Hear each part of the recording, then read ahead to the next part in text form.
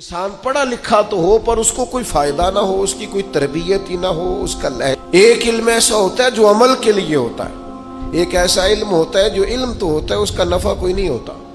ایک تو سرکار نے جب بھی کسی کو سکھایا بڑے درد سے سکھایا۔ حضور علیہ السلام نے اس شخص کی خیر خواہی کے طور پر اسے سکھایا، اور حضور نے علم دیا تو اس طرح کا دیا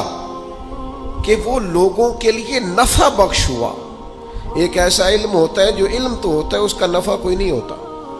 وہ دوسروں کو سکھانے کے لیے ہوتا ہے، وہ تقریریں کرنے کے لیے ہوتا ہے، وہ داد لینے کے لیے ہوتا ہے، کوئی مجھ سے ناراض نہ ہو تو وہ کمائی کرنے کے لیے ہوتا ہے۔ ایک علم ایسا ہوتا ہے جو عمل کے لیے ہوتا ہے، جو پہلے انسان کو خود نفع دیتا ہے۔ مسلم شریف میں حدیث موجود ہے، نبی کریم علیہ السلام اللہ کے حضور دعا مانگتے ہیں،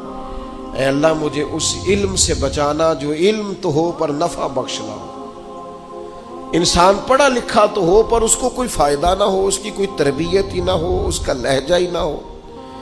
کوئی اس کو اخلاقیات کا ہی پتہ نہ ہو، کچھ نہ اسے آتا ہو تو کیا سیکھا اس نے؟